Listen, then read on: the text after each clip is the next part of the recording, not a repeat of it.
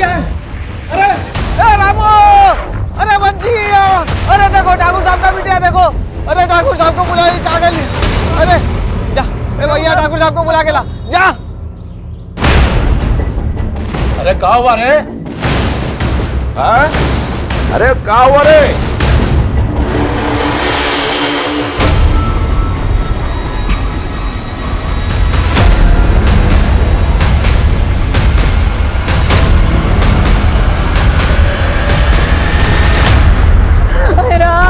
मैं क्या कर डाला?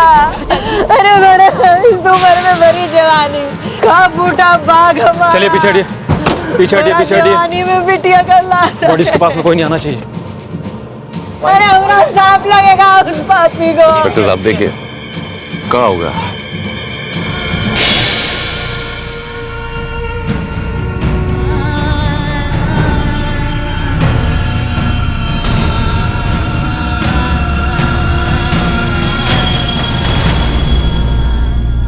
राम जी, ये दिन देखने के लिए पैदा किए थे हमको। जवान बिटिया का लाश देखने मिल रहा है। पीछे हटाओ। आप पीछे हट जाइए, बॉडी को हाथ मत लगाइए। इन्हें पीछे कीजिए। अरे हमारा शराब लगेगा उस भाभी को। पीछे कीजिए, पीछे कीजिए। ये आप ही की बेटी है? जी, ये हमारा भाभी हैं। ये दीपा इनका बिटिया है और ये आशा हमरा। आप सब लोग साथ में ही रहते हैं? जी। ये कुर्सी को पहचानते हैं आप? जी, हमारे घर का जो पीछे वाला आंगन है उसमें पड़ा रहता है। अरे साड़ियाँ हमरी है, कल ही धो के सुखाए थे पीछे। बोला खबरदार, कौन हाथ नहीं लगाएगा हमारी बच्चियों को। जब तक हमारी बच्चियों का कातिल पकड़ा नहीं जाएगा ना, तब तक ये ऊपर ही लटकी रहेंगी। अरे क्या कर रही हैं आप? देखिए, इतना इमोशनल होने से कोई फायदा नहीं। पोस्टमार्टम रिपोर्ट के आने के बाद ही ना पता चलेगा कि ये मर्डर का केस है या आत्महत्या का। हम पाल पोस के बड़ा किए थे इनको। हमारी बच्ची आत्महत्या नहीं कर सकती। हवलदार से कहो जैसे ही ये लोग यहाँ से हट जाएं, बॉडीज को नीचे उतार लेंगे। सर।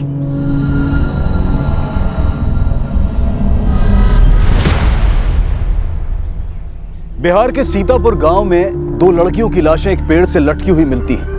ये एक सुसाइड केस भी हो सकता था और एक मर्डर केस भी, लेकिन दोनों ही सूरतों में ये बहुत चौंका देने वाला एक डरावना सच था।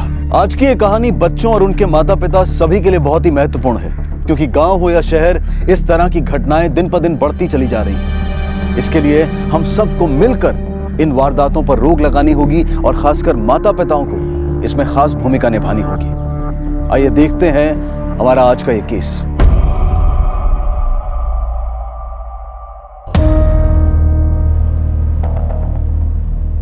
दीपा और आशा का कमरा यही है? जी। कोई नोट या मैसेज नहीं छोड़ा उन्होंने? नहीं जी, ये हमारी पत्नी है और वो हमारा बेटा विनोद। आप लोगों ने आखिरी बार दीपा और आशा को कब देखा? कल रात खाना खाने के बाद 10:30 बजे के करीब। सर, इनके घर में पीछे की तरफ भी एक दरवाजा है।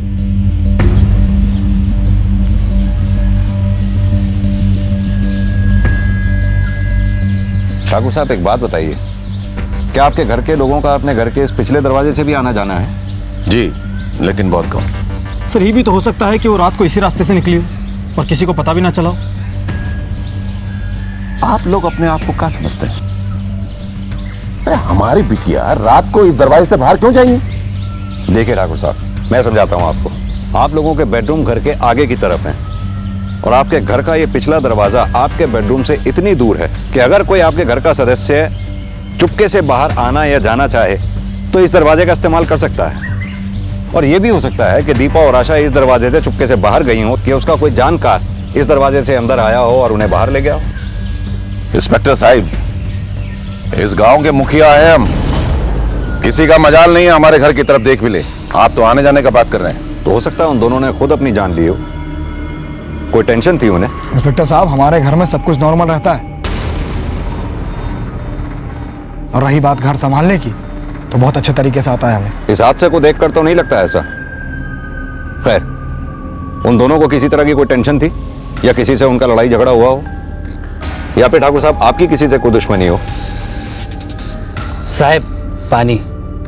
कह रहे कोनो काम वक्त पर नहीं करता है। पानी नीचे रख। मुर्गा बने आप। साहब मुर्गा बन, रख पानी नीचे।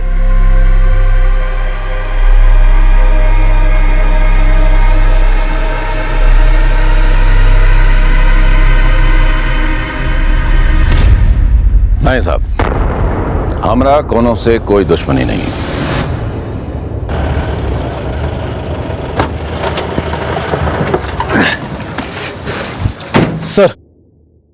सर ये माया देवी तो अपनी जगह से हिलने का नाम ही नहीं ले रही है।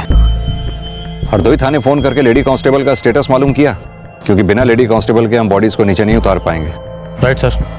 योगेश, ये क्राइम सीन की फोटोग्राफ देखकर ऐसा लगता नहीं कि इन दोनों लड़कियों ने फांसी खुद लगाई होगी। वो कैसे सर? इस पिक को ध्यान से देखो। दोनों के गले में जैसे फांसी लगी हुई है और फंदे पे जो गांठ लगी हुई है, खुद फांसी लगाने वाला इस तरह की गांठ लगा ही नहीं सकता। मतलब ये था, खुद फांसी लगाने वाला पहले रस्सी के एक सिरे को अपना एक हाथ में पकड़ेगा, दूसरे हाथ से वो इस तरह से पेड़ पे डालने की कोशिश करेगा। खुद फांसी लगाने वाला इस तरह से फंदा बनाएगा। ये अब कुर्सी इधर रखो, यहां पकड़ो जरा कुर्सी, यहां सामने आके। इस तरह से फंदा उसने अपने गले में डाला होगा, कुर्सी पैर से नीचे से खिसकाई और फंदा टाइट हो गया। आया समझ में? सर वो दोनों बॉडी भी तो हमको ऐसे ही मिली है। यही तो मैं कह रहा हूं योगेश, अगर ये दोनों का आत्महत्या का मामला होता तो घर में लगे पंखे से भी की जा सकती थी। घर से बाहर निकलकर चबूतरे पे पेड़ पे लटकने की क्या जरूरत थी? सर अगर हम ये मान लें कि ये मर्डर है तो दोनों को मारने का रीजन क्या होगा? और सबसे बड़ा सवाल तो ये है कि वो रात में बाहर गई क्यों? यही तो पता लगाना है। या तो फिर कोई उनका जानकार उन्हें किसी बहाने पिछले दरवाजे से बाहर ले गया, या वो खुद पिछले दरवाजे से बाहर निकल कर आए। हो ना हो, इसमें घर में से ही किसी सदस्य का हाथ हो सकता है।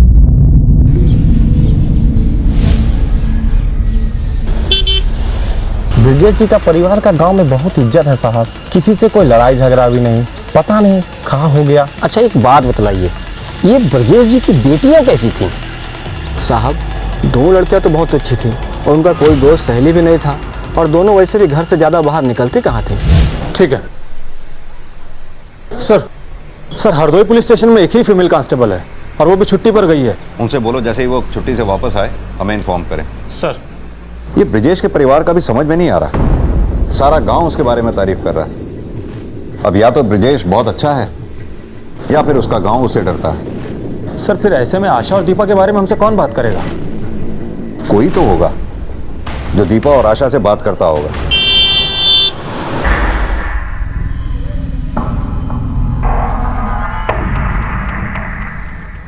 सर पता चला है कि ब्रजेश के गांव के दर्जी से आशा और दीपा के कपड़ों को लेकर बहस हुई थी। हाँ वो दोनों यहाँ आती थी साहब।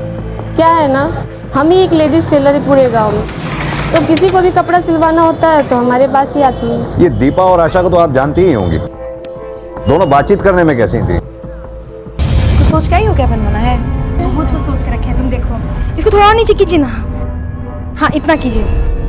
अरे बाप रे बाप, तुम पागल हो गई हो, इतना डीप गला पहनोगी? तुम देखो ना हम कितना अच्छा बनवाएंगे इस बार, सब देखते रह जाएगा। दीदी इसको थोड़ा टाइट कीजिए। हाँ दीजिए ना, कीजिए। पगला गई हो तुम, तुम्हारा माथा खराब हो गया, तुम इतना टाइट सूट पहनोगी? तुम देखना अगर अच्छा नहीं लगेगा तो हम बदलवा देंगे, पूरा गांव देखता रह जाएगा, इतना अच्छा लगेगा। और थोड़ा टाइट कीजिए। हाँ इतना ले जाइए, बस इतना। तुम पिटवा दोगे। देखिए अगर अच्छा नहीं बनेगा तो हम पैसे नहीं देने वाले आपको। और नीचे में ना लेस लगा दीजिएगा, हम एकदम चाहते कि हम वो टीवी हीरोइन जैसे दिखे, इसका एकदम चिकना सा पेट और मोर जैसी चाल हो। एक दिन ठाकुर साहब हमारी दुकान पे आए थे। ये क्या भद्दा कपड़ा सी दी है? क्या हुआ ठाकुर जी? आपको पता नहीं चला आपने क्या किया है? हमारा बिटिया लोगों का सूट सिला आपने, इतना छोटा छोटा बाजू, गला इतना लंबा, टाइट कपड़ा, इसको पहन करके गांव में घूमेगा तो नंगा नहीं दिखेगा। कपड़ा जल्दी से ठीक करके घर भिजवाइएगा। नहीं तो दुकान में धुआं भर देंगे, समझ गए ना? ये सब हुआ कब? 4 दिन पहले साहब, जब आशा अपने पति के घर से वापस आई थी। ये आशा शादीशुदा थी क्या? हाँ साहब। तो अपने घर वापस क्यों नहीं गई वो? नहीं पता साहब।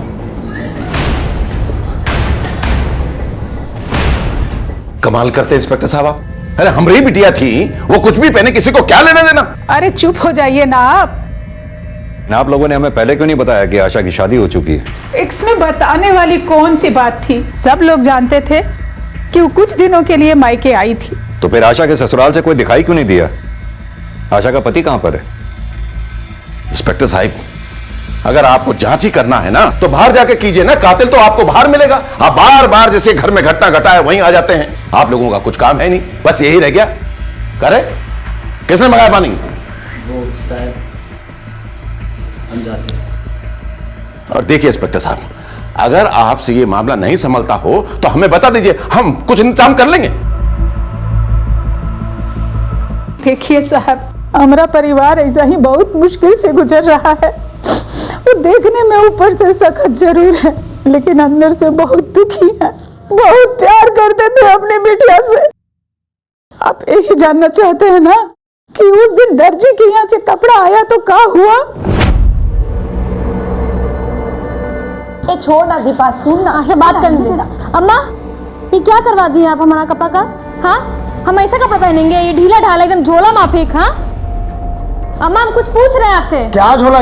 झोले से कपड़ा है, 1 नंबर कपड़ा है। गांव की जितनी लड़कियों को देखो सब ऐसे ही कपड़ा पहनती है, और तुम दोनों पे कपड़ा बहुत जचेगा, बहुत। समझी? यही कपड़ा तुम लोग को पहनना है। तुम पहनो ये कपड़ा, समझे? चलो आशा। देख रही हो अम्मा, दिन पर दिन लोग का नौटंकी बढ़ते चल जा रहा है। ये नहीं पहनेंगे, वो पहनेंगे। अरे बाप रे बाप! ए दीपा, क्या कर दी ना तुम? सच में कपड़ा जला दिया। अम्मा को पता लगेगा ना तो तुमको पता नहीं है क्या कर देगी। अब हम इनकी मनमानी नहीं चलने देंगे, हम वही करेंगे जो हमारा मन करता है। क्या हो रहा है ये सब? अरे बोलते क्या नहीं? कपड़ा जला रहे हैं जो आप बिगाड़ के लेकर आए थे।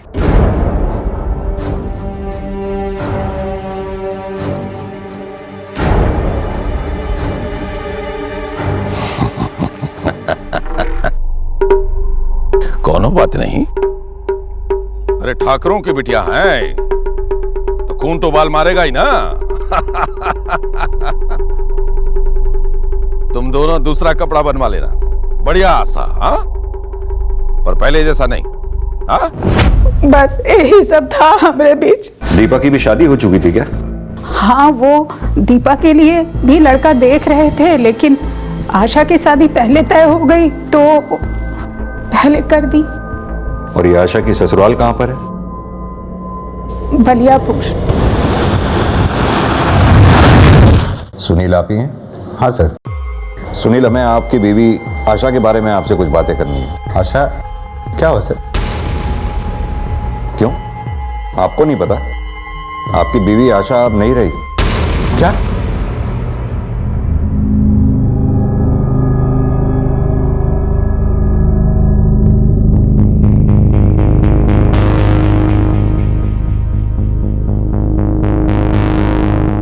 क्या हुआ उसको?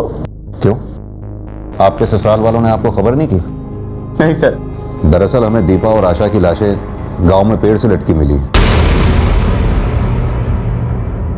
सुनील, आपको क्या लगता है, क्या दीपा और आशा की कोई ऐसी मजबूरी रही होगी जिसकी वजह से ये सब हुआ? हमको नहीं पता सर, लेकिन अभी 2-3 दिन से हमारी बात भी नहीं हो रही है। क्यों? अब क्या बताएं सर, जब से ब्याह के आई थी ना, सारा घर सर पे उठा रखा था। जब देखो हमसे और हमारे बेटे से लड़ती ही रहती थी। गरम गरम पूरी, छोला का साथ पूरी बहुत अच्छा लगता है। और हमारी बड़ी अम्मा तो 1 नंबर छोला बनाती हैं। उसको धीमा धीमा आके पकाएगा ना तो बहुत अच्छा बनता है, हबर दबर करेगा ना तो तुम सब गड़बड़ हो जाता है। हाँ। अरे हाँ, सिर्फ तुम्हारी बड़ी माँ ही तो छोले बनाती है, हमें थोड़ी कुछ करना आता है। अरे हमें और भी काम होते हैं, समझी तुम? ऑफिस भी जाना होता है। जब देखो बड़ी माँ बड़ी माँ बड़ी माँ। माँ जी, आप ना हमारी बड़ी अम्मा के बारे में कुछ मत कहिए। हम तीनों भाई बहन को ना अकेले पाला है उन्होंने, और ये ना कोई आसान काम नहीं होता है। अरे तुम्हारी बड़ी माँ ने तुम तीनों भाई बहनों को पाला है, तो हमने भी पाला है। मैंने भी बेटा जना है, उसे पाला है, जिसके बलबूते पे तुम ऐश कर रही हो, समझी? देखिए अम्मा जी, आप इसलिए हम फैसला कर लिए थे सर, इस बार कुछ हो जाए हम उसको लाने नहीं जाएंगे। लेकिन एक दिन ब्रजेश जी फिर ऑफिस पर आ गए। बार बार तुम्हारा वकील बन करके तुम्हारा झगड़ा नहीं छुटा सकते। अरे तुम्हारा बीवी है, तुम सवाल हो ना। बाबूजी बात तो ये है कि आपकी बेटी को बड़ों से बात करने की तमीज तक नहीं। बहुत अच्छा शिक्षा दिया है हमने अपनी बिटिया को। अरे तुम्हारी मर्दानगी में कमी अपने साथ रखने में उसको बात करता है। ये कब की बात है? 2-3 दिन पहले की बात है सर। सुनील, हमें लग रहा है कि दीपा और आशा की हत्या में कहीं ब्रजेश जी के परिवार में से ही तो किसी का हाथ नहीं है। आपको किसी पे शक है? नहीं सर, लेकिन पूरा गांव वाला जानता है सर कि घर में सबसे गुस्से वाला कौन है। कौन है? सर हम नाम तो नहीं ले सकते, आप पूछिए अगल बगल जाकर, आपको पता चल जाएगा। सर आपका शक हमें सही लग रहा था, कातिल ब्रजेश की फैमिली में से कोई हो सकता है। सुनील भी तो नाम लेने से घबरा रहा था।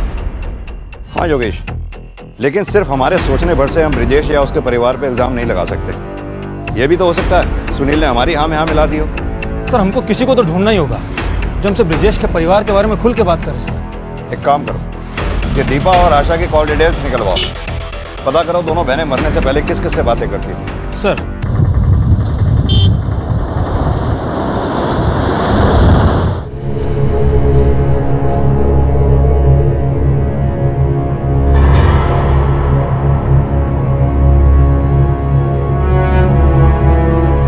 माया देवी जी, हमें ये बॉडी ले जाने दीजिए ना, नहीं तो ये यहीं खराब हो जाएगी। कानून का भी अपना एक तरीका होता है काम करने का, आप लोग समझाइए ना इन्हें।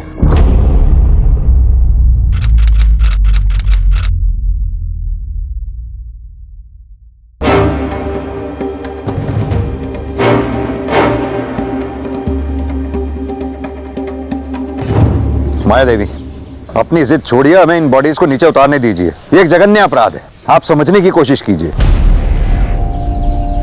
इक्के बार कह दिए हैं, जब तक कातिल पकड़ा नहीं जाता तब तक इनका लाश नीचे नहीं उतरेगा। हाँ हाँ नहीं उतरेगा, हम लोग नहीं ले जाने देंगे। सुनिए हैं,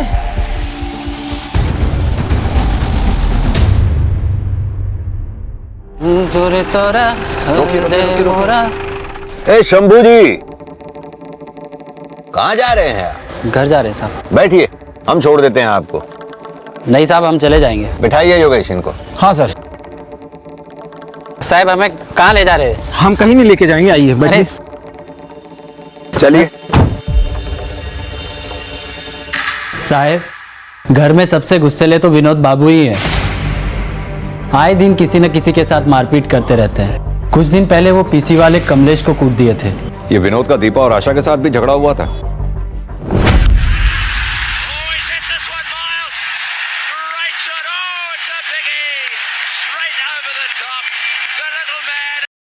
ए, मैं रेडियो लेके कहाँ जा रही हो?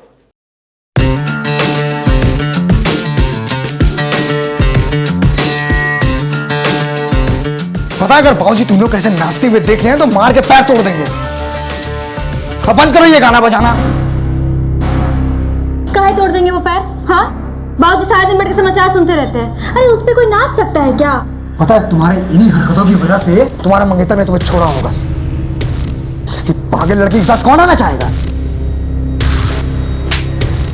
बेहुदा, हाँ तुम्हारा हिम्मत कैसे हुआ दीपा से ऐसे बात करने का? माफी मांगो तुम अभी। हम मांगे माफी? बहुत तेज बन गई हो। अरे छोड़ तेज बन गई हो। दोबारा ना इसको हाथ मत लगाना। तुम दोनों को देख लेंगे हम। बहुत तेज बन रही हो ना। अच्छा, ये दीपा के मंगेतर का नाम क्या है? साहब उसका नाम हरीश है, वो धर्मपुर का रहने वाला है। ठीक है, तुम जा सकते हो। योगेश, इस केस का भी कुछ समझ में नहीं आ रहा है। रोज कोई ना कोई एक नाम इस केस से जुड़ता चला जा रहा है। सर हमने पता लगा लिया है, विनोद अक्सर गांव के देसी ठेके पर बैठा रहता है। और सर हरीश से भी बात हो गई है, वो किसी काम से शहर से बाहर गया है, कल आ जाएगा।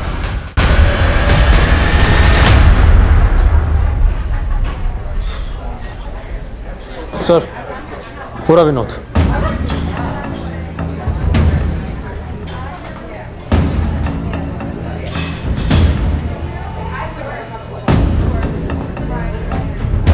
विनोद, तुमसे कुछ बात करनी है। बैठिए।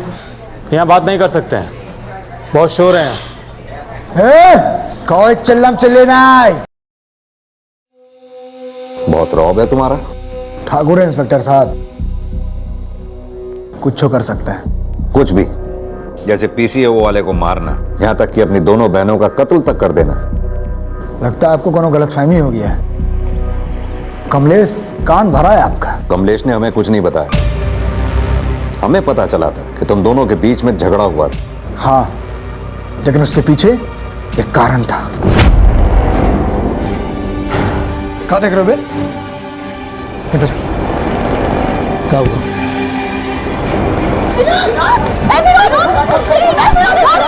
क्या कर रहा है? विनोद छोड़ना।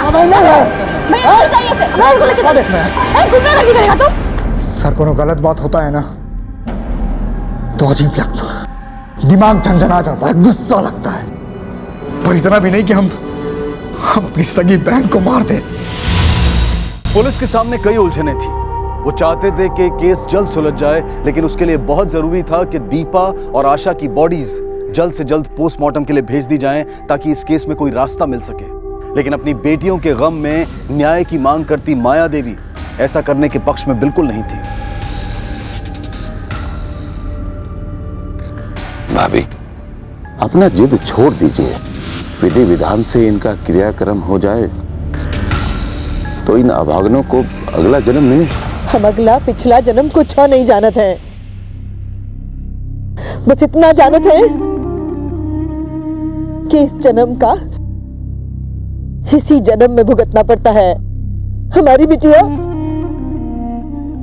इसी जन्म में मरी है और इनको इंसाफ भी इसी जन्म में मिलेगा। जब तक इनका खूनी पकड़ा नहीं जाता, हम यहाँ से हिलने वाले नहीं हैं।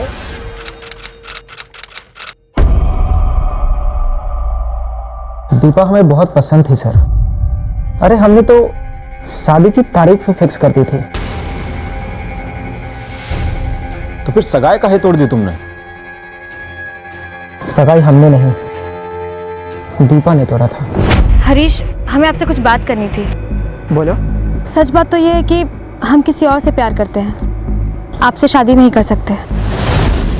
अब लड़की है तो सगाई तोड़ भी नहीं सकते, माँ की बहुत बदनामी हो जाएगी। तो अच्छा यही होगा कि आप ही ये रिश्ता तोड़ दीजिए। आप समझ रहे हैं ना हम लोग क्या कहने का कोशिश कर रहे हैं? तोड़ दीजिए ना सगाई।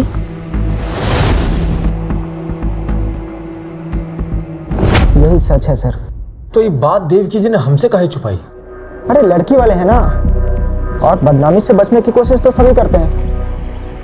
अच्छा, दीपा जिस लड़के से प्यार करती थी उसका जिक्र किया था उसने कभी तुमसे? नहीं सर। सर दीपा और आशा के कॉल रिकॉर्ड्स में सब कुछ नॉर्मल है। उस रात को 11 बजे उन्हें किसी का फोन नहीं आया था। एक बात और सर, आशा जब अपने ससुराल में थी तो वहां से दीपा को सुनील के मोबाइल से कॉल आते थे। हाँ, तो हो सकता है उसे आशा फोन करती हो। और सर कभी कभी तो लेट नाइट पर भी फोन किए गए हैं। बहनें भले कितनी क्लोज क्यों ना हो, लेकिन रोज रात को इतनी क्या बातें होगी करने के लिए? योगेश, ये भी तो हो सकता है कि दीपा को कॉल आशा के ना आकर के आशा के हस्बैंड सुनील के आते हो, और अभी तक हम गलत डायरेक्शन में जा रहे थे। हो सकता है आशा को दीपा और सुनील के बारे में पता चला हो और दीपा और आशा के बीच में इस बात को लेकर झगड़ा हुआ। इस झगड़े के दौरान दीपा का खून हो गया हो और दीपा की हत्या को आत्महत्या की शक्ल देने के लिए हो सकता है आशा ने दीपा की लाश को पेड़ तक घसीटा और फिर पेड़ पर लटका दिया। और हो सकता है फिर आशा को अपने किए पे पछतावा हुआ हो, जिसका प्रायश्चित करने के लिए उसने आत्महत्या कर ली। सर सुनील और दीपा के बीच में अगर अफेयर था भी तो मिलते तो जरूर होंगे। एक काम करो, सुनील के ऑफिस जाकर पता करो, क्या सुनील रोज ऑफिस आया करता था या फिर उससे ऑफिस में कोई मिलने आया जाया करता था। Okay sir. सर एक बात और, कि दीपा ने पिछले हफ्ते किसी मनीराम नाम के आदमी को कॉल किया था, भी 4 से 5 बार। योगेश, ये मनीराम कहीं वही आदमी तो नहीं जिसका जिक्र करके दीपा ने हरीश से सगाई तोड़ दी थी? ये कॉल रिकॉर्ड्स में मनीराम का एड्रेस कहाँ है?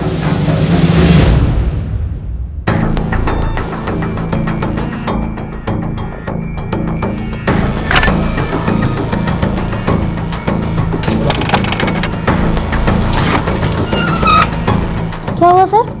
ये मनीराम कहाँ गया, कुछ मालूम है आपको? नहीं सर, 2 दिन से वो लोग तो दिखे नहीं। कि ब्रजेश की जो बेटी है दीपा, जी, वो कभी मनीराम से मिलने के लिए आई थी क्या? नहीं सर, कभी देखा नहीं। ठीक। सुनील जी, आपकी पत्नी आशा के घर पर होने के बावजूद भी आप देर रात तक दीपा से बात करते थे। सर वो घर वाला फोन हमको ऑफिस से मिला है और आशा उससे घंटों बतियाते रहती थी। आशा, आशा, आशा, अरे मेरी शर्ट कहाँ है यार? मेरी शर्ट कहाँ है? मुझे ऑफिस के लिए लेट हो रही है। अरे वहीं पे रखा है, ले लीजिए। हाँ, बैठे रहो और बतियाते रहो बस। अरे कुछ नहीं, छोड़ो ना, वो शर्ट मांग रहे थे, जाके ले लेंगे। पहले हमको शक हुआ कि उसका कहीं अफेयर है, लेकिन बाद में पता चला कि वो अपनी बहन दीपा से बातें करती थी।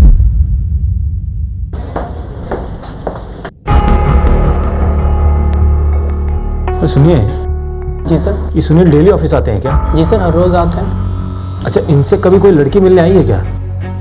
नहीं सर, आज तक कोई लड़की तो नहीं आई इनसे मिलने। सर ये भी तो हो सकता है कि सारा काम हरीश ने किया हो।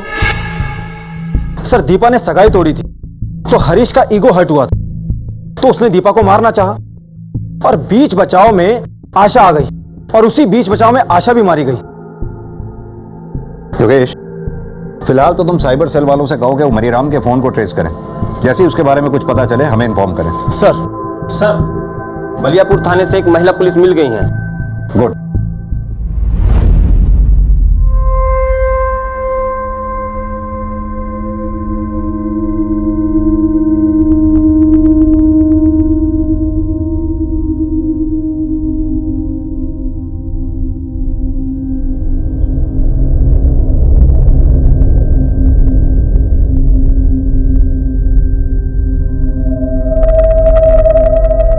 योगेश, बॉडीज को पोस्टमार्टम के लिए भेजो।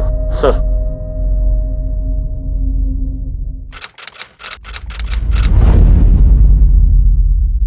सर, हमें आपसे कुछ बात करनी है। सर ये हरीश है, दीपा का मंगेतर। क्या बात करनी है हरीश? सर अब तक तो मैं दीपा और आशा के मौत की वजह से चुप बैठा था, लेकिन अब हमें हमारे गहने वापस चाहिए। कैसे गहने? जो गहने हमने सगाई के वक्त दीपा को दिए थे। तो ये बात तुम हमसे क्यों कह रहे हो? जाकर ब्रिजेश और उनके परिवार से कहो। हम उनके घर गए थे, लेकिन वे कह रहे हैं कि गहने उनके पास है ही नहीं। एक काम करो, उन गहनों की रसीद या लिस्ट वो हमें दे दो। ठीक है सर।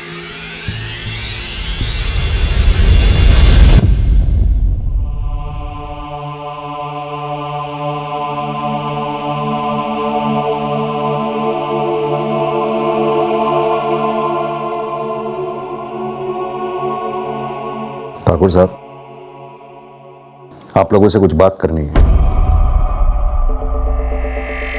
माया देवी दिखाई नहीं दे रही।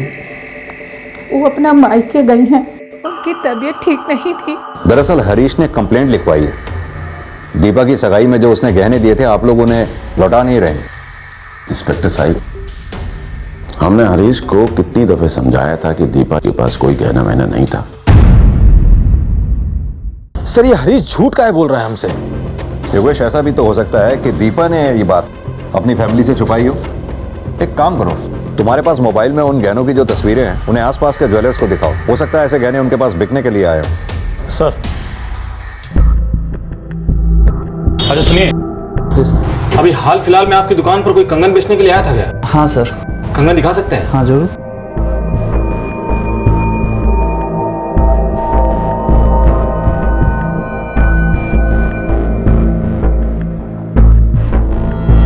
अच्छा, ये कंगन बेचने वाला कहाँ रहता है, कुछ पता है? इधर ही रहता है सर, 2 गली बगल में ही रहता है।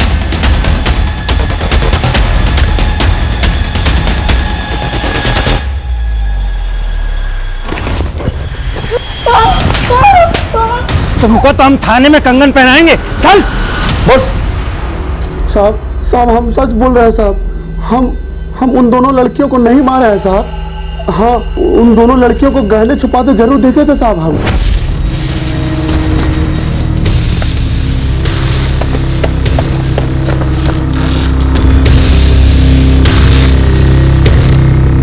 उसके बाद हम चुरा ले आए थे साहब।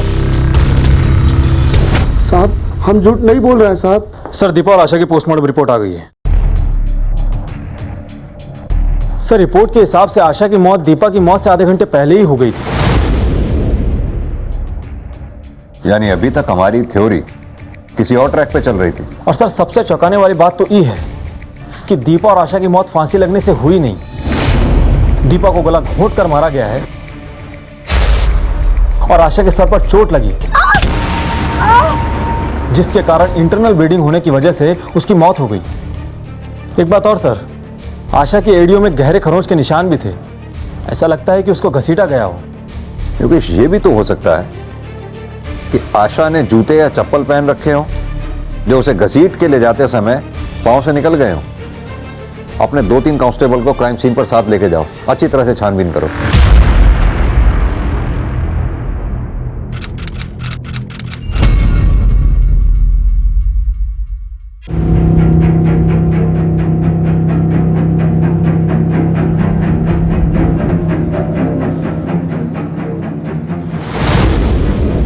सर, यहाँ एक चप्पल मिला है।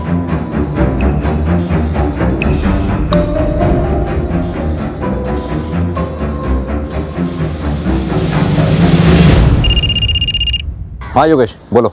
सर, क्राइम सीन से थोड़ी दूरी पर हमें एक चप्पल मिली है। ऐसा लगता है कि चप्पल दोनों लड़कियों में से किसी एक की हो सकती है। वो चप्पल फॉरेंसिक टीम को भेजो, शायद कोई फिंगरप्रिंट्स मिले। ठीक है सर। मनीराम के कॉल डिटेल से कुछ पता चला? हाँ सर, फोन ऑफ करने से पहले मनीराम ने लखनऊ में इस नंबर पर बात की थी। ये नंबर सर। नंबर बोलो। 7898-56523। हेलो जी, मेरी बात मनीराम से हो सकती है? जी होल्ड करिए, बुलाता हूँ। योगेश, लखनऊ पुलिस से फौरन कांटेक्ट करो, उन्हें ये नंबर सेंड करो। उनसे कोई नंबर जिस भी एड्रेस पर रजिस्टर्ड है वहां से मनीराम को अरेस्ट करें। सर। साहब, मैंने उन दोनों को नहीं मारा साहब। वो हम पता लगा लेंगे। पहले तुम ये बताओ कि दीपा तुम्हें इतने कॉल क्यों किया करती थी? वो मैं आपको नहीं बता सकता सर। कहीं ठाकुर साहब को पता चल गया तो वो मुझे नहीं छोड़ेंगे सर। ठाकुर साहब के हाथ तो तुम तब लगोगे जब हम तुम्हें छोड़ेंगे। क्या चक्कर था दीपा के साथ तुम्हारा? कोई चक्कर नहीं था सर। दीपा एक दिन मेरे दुकान पे आई थी। हमको ना मुंबई का 2 टिकट चाहिए था। मुंबई का? किस तारीख का? अगले हफ्ते का कोई भी तारीख चलेगा हमको। किस नाम से बनानी है? दीपा और आशा। ठीक है, हो जाएगा। ये हमको कब तक मिल जाएगा? कल मिल जाएगा। दीपा ने टिकट की टाइम और डेट कंफर्म करने के लिए मुझे 3-4 बार कॉल किया था और जब टिकट बन गया तो मैं उसे देने ठाकुर साहब के घर गया था। बड़ी मालकिन, बड़ी मालकिन, कहाँ है? ये टिकट है। टिकट है? किसका? आशा और दीपा का। दीपा और आशा का? कहाँ का? बम्बई का। दीपा और आशा बम्बई जाएंगी?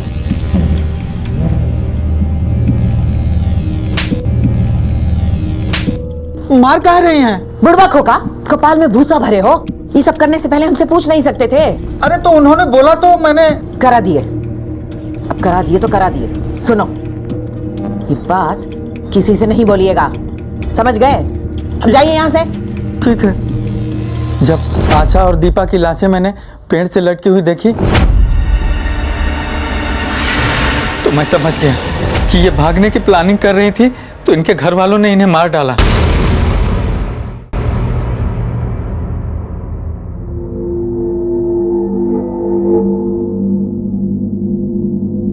विनोद जी बोल। भाभी को फोन लगा और बोल कि बच्चियों का आखिरी बार आकर के मुख दर्शन कर ले। माया देवी जी, आपसे एक काम था। बोलिए ना। ये एक एप्लीकेशन है, इस पे आपके साइन चाहिए थे। क्या लिखा है इसमें? इसमें लिखा है कि आपने हमें लाशों को उतारने की मंजूरी दे दी है और आपकी मंजूरी से ही लाशों का पोस्टमार्टम किया जाएगा। हमारा तबीयत ठीक नहीं चल रहा है और उस पर हम ज़्यादा पढ़े लिखे भी नहीं हैं। ये दस्तखत करने आता नहीं है हमको। कोई बात नहीं, अंगूठा लगा दीजिए। जी।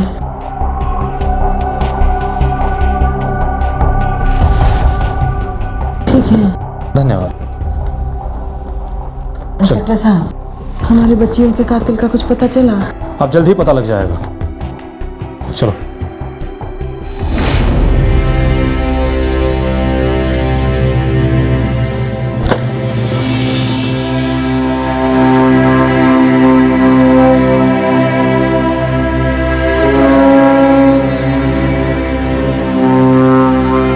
बड़ी माँ की तबीयत अभी तक ठीक नहीं हुई। उनके बड़े भाई ने अभी फोन पे बताया मुझे, और ये भी कहा है कि डॉक्टरों ने उन्हें और आराम करने को कहा है।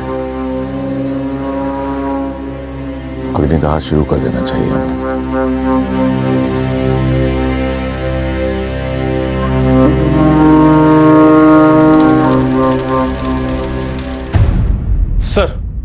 सर माया देवी के फिंगरप्रिंट की रिपोर्ट।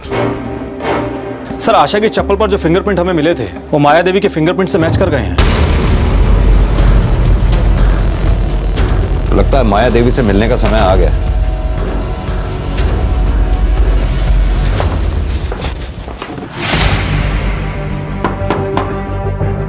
इंस्पेक्टर साहब, आप यहाँ? हमारी बच्चियों के कातिल का कुछ पता चला क्या? जी, अब कातिल और सबूत दोनों हमारे पास हैं। कौन है कातिल? आप ही बताइए।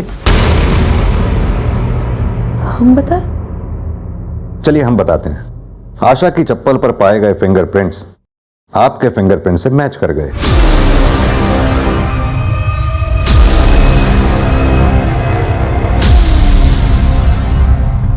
और क्या करते हम?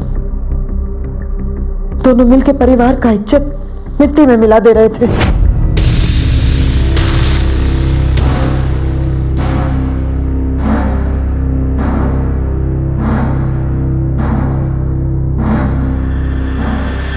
इस तरह लड़कियों को नाचना शोभा नहीं देता है।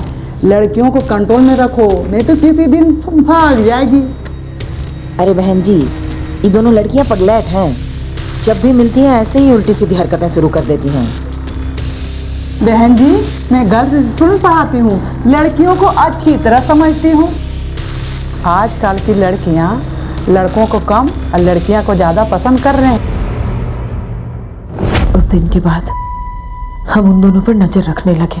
दोनों रात भर घंटों फोन पर साथ में बतियाते थे। फिर जब हरीश ने सगाई तोड़ दी, हम हरीश से मिलने गए। दीपा ने ही मुझसे कहा था ये सगाई तोड़ने के लिए। दीपा ने कहा कि वो किसी और से प्यार करती है। किससे? अब ये तो आप दीपा और आशा से ही पूछ लीजिए। दीपा और आशा से? और उस रात जब हम पानी पीने उठे तो दोनों आपस में झगड़ रहे थे। दीपा सुनना, हमको ना बड़ी अम्मा ना बहुत समझाई है और हमको ना बड़ी अम्मा का बात सही भी लग रहा है। तुम जाना मुंबई, हम नहीं जाना चाहते। हमको ना नहीं बनना हीरो हीरोइन। हम ना यही पे सुनील के साथ रह के ना अपना घर और बसाना चाहते हैं। आशा तुम्हें क्या बोल रहे हैं? हम हमारे लिए अपनी सगाई तोड़ दिए, गहना छुपाए ताकि हम दोनों मुंबई में अच्छे से रह सके और हीरोइन बन सके। हम जानते हैं रे, तुम ना बहुत कुछ किया हमारे लिए। तुम जाओ ना मुंबई, हम ना यही रहना चाहते हैं। हमको नहीं जाना। आशा, तुम ऐसे कैसे कर सकती? तुम मतलब ही कैसे हो सकती है? आशा को कुछ नहीं पता, तुमको जाना पड़ेगा हमारे साथ। मस्ती करेगी हमारे साथ। हम नहीं जाएंगे। छोड़, जाना होगा आशा, तुमको जाना होगा।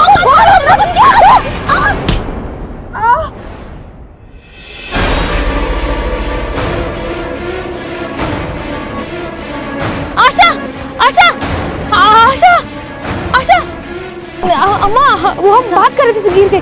आशा, अरे ये तो मर गई।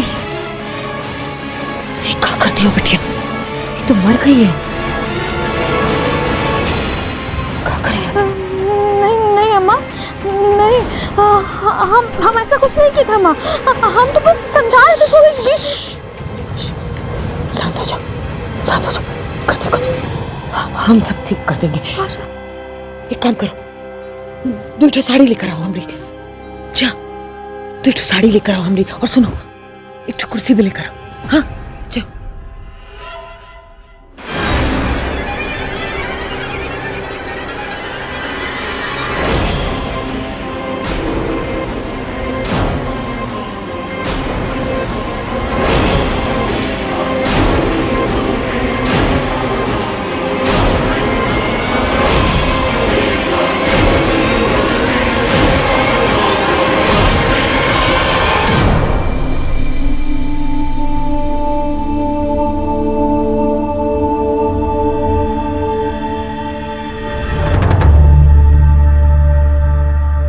अपने कमरे में जा दीपा, अपने कमरे में जा जा।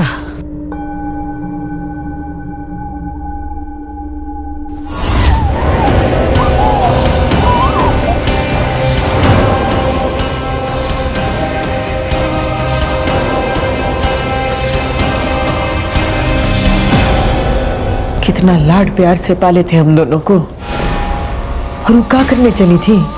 भाग जा रही थी। परिवार का नाम पर कलंक पोत देती।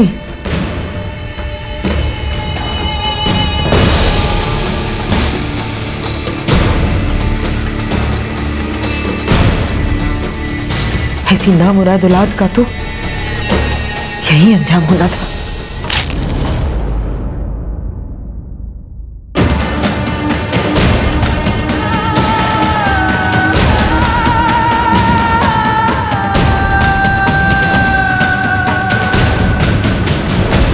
इसीलिए हमने उन्हें मरने के बाद भी पेड़ पर सड़ने दिया।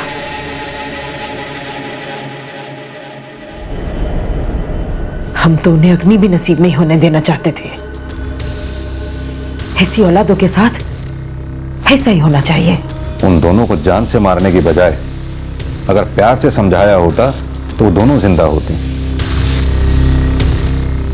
ले चलो।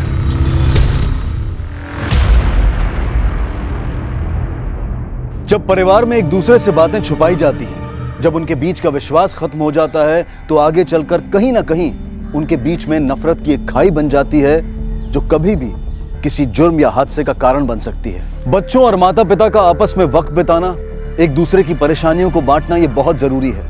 हमें ये समझना होगा कि हमारी सबसे बड़ी दौलत हमारा वक्त ही है, और उसे अपने परिवार और अपने बच्चों के साथ बांटना एक खुशहाल जीवन की निशानी है। दीपा और आशा भी इन्हीं हालात का शिकार थी, और घर वालों की जरूरत से ज्यादा पाबंदियां उनके लिए दुख और घुटन बन गई थी, जो कि शायद माया देवी समझ नहीं पाई, और गुस्से और आवेश में वो गुनाह कर बैठी जिसकी सजा पूरे परिवार ने भुगती। माया देवी को उनके इस जघन्य अपराध के लिए आईपीसी की धारा 302 के तहत आजीवन कारावास की सजा सुनाई गई। अब मैं अनूप सोनी आपसे विदा लेता हूं। फिर मुलाकात होगी अगले एपिसोड में एक और चौंका देने वाले केस के साथ। तब तक अपना और अपने परिवार का ख्याल रखें और देखते रहें क्राइम पेट्रोल डायल 100। सबक एक को सीख हम सबको। जय।